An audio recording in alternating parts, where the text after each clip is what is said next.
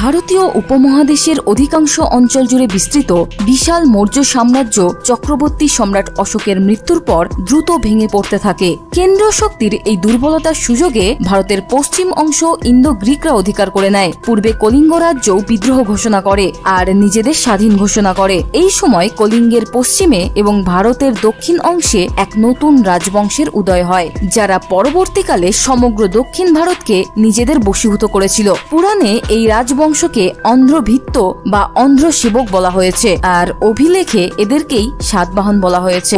সাতবাহনদের রাজত্বকাল সম্পর্কে ভারতীয় ঐতিহাসিকদের মধ্যে মতবিরোধ আছে। বায়ুপুরাণ, বিষ্ণুপুরাণ, ভগবত আদি পুরাণে সাতবাহনদের অন্ধ্রভৃত্ত বা অন্ধ্র সেবক বলে বর্ণনা করা হয়েছে। মনে করা হয় সাতবাহনদের পূর্বপুরুষরা মৌর্যদের অধীনে ভৃত্য ছিল। দক্ষিণ ভারতের দক্ষিণ অংশে প্রাপ্ত সাতবাহনদের মুদ্রা থেকে জানা যায় তারা মৌর্য সাম্রাজ্যের পতনকালে নিজেদের স্বাধীন করতে পেরেছিল।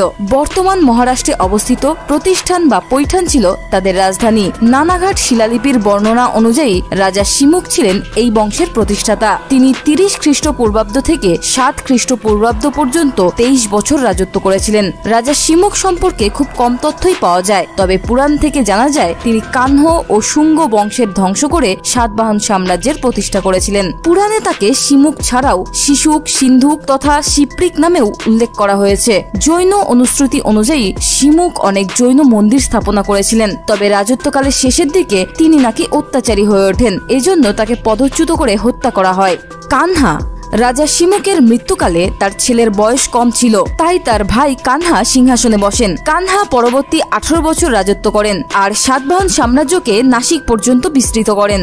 প্রথম সাতকর্ণী কানহার মৃত্যুর পর তার পুত্র সিংহাসনে বসেন। তার পরবর্তীতে শিমুকের ছেলে প্রথম সাতকর্ণী সিংহাসনের দখল পায়। রাজা সাতকর্ণী এক মহান রাজা ছিলেন। তিনি দক্ষিণ ভারতের এক বিস্তীর্ণ এলাকায় সাতবাহন সাম্রাজ্যকে ছড়িয়ে দিয়েছিলেন। পশ্চিমঘাট পর্বতে অবস্থিত নানাঘাট শিলালিপি থেকে প্রথম সাতকর্ণীর রাজত্বকালের অনেক তথ্য পাওয়া যায়। রাজা সাতকর্ণীর স্ত্রী নাগনিকা এই লিপি লিখিয়েছিলেন। জানা যায় সিংহাসনে বসেই সাতকর্ণী রাজ্য বিস্তারে মন দেন, আর দেখতে দেখতে সাতবাহন সাম্রাজ্যকে বিদর্ভ, নর্মদা ঘাটি ও পশ্চিম মালবা প্রদেশ পর্যন্ত বিস্তৃত করেন। প্রাকৃত ও ব্রাহ্মী ভাষায় লিখিত এই লিপি থেকে জানা যায় রাজা প্রথম সাতকর্ণী রাজ্য বিস্তারের জন্য 2টি অশ্বমেধ এবং একটি রাজসূয় যজ্ঞ করেছিলেন, এবং এরই সাথে তিনি দক্ষিণা পথপতি তথা অপ্রতিহত চক্র উপাধি ধারণ করেছিলেন। রাজা সাতকর্ণী মানব শৈলীতে স্বর্ণ মুদ্রা আর স্ত্রীর নামে রৌপ্য মুদ্রা চালু করেছিলেন। পুরাণ অনুসারে রাজা সাতকর্ণী মাত্র 9 বছর রাজত্ব করেছিলেন। এত কম সময় রাজত্ব করলেও তিনি সাতবাহনদের দক্ষিণ ভারতের এক অন্যতম শক্তি হিসেবে প্রতিষ্ঠা করে যান। রানী নাগনিকার শিলালিপি থেকে জানা যায় সাতকর্ণীর মৃত্যুর সময় তার 2 পুত্র বেদশ্রী ও শতশ্রী নাবালক ছিল, তাই রানী নাগনিকা সিংহাসনে বসেন এবং রাজপাট পরিচালনা করেন। শতশ্রী সম্ভবত বেদশ্রী কম বয়সে মারা গেছিলেন, তাই সাবালক হয়ে শতশ্রী সিংহাসনে বসেন, কিন্তু তার রাজত্বকাল এবং তার পরবর্তী রাজাদের রাজত্বকাল সম্পর্কে সেরকম তথ্য পাওয়া যায়নি। দ্বিতীয় সাতকর্ণী সাতবাহন বংশের ষষ্ঠ রাজা দ্বিতীয় সাতকর্ণী সবচেয়ে বেশি সময় রাজত্ব করেছিলেন। তিনি প্রায় 56 বছর রাজত্ব করেন। তার রাজত্বকালে সাতবাহন সাম্রাজ্য মালবার পূর্ব উপকূল পর্যন্ত বিস্তৃত হয়।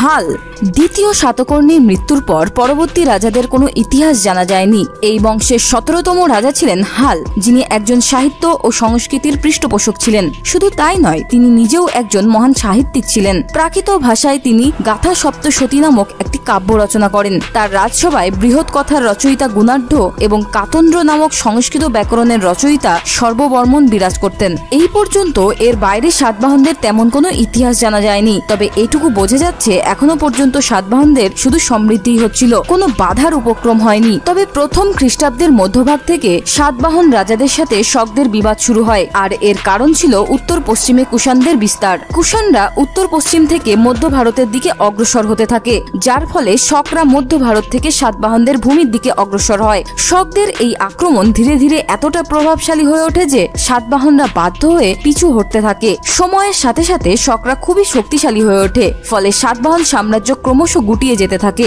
একসময় এমন পরিস্থিতি তৈরি হয় যে মনে হয় যেন সাতবাহনরা প্রায় বিলুপ্ত হয়ে গেছে, কিন্তু এখানেই সাতবাহনদের কাহিনী শেষ হয় না। এই প্রতিকূল পরিস্থিতি কাটিয়ে সাতবাহনদের পরবর্তী শাসকরা তাদের ভূমি পুনরুদ্ধার করতে পেরেছিল এবং পরবর্তী বেশ কয়েক দশক ধরে সগৌরবে রাজত্ব করেছিল। তবে সেই ইতিহাস আমরা পরবর্তী ভিডিওতে জানবো।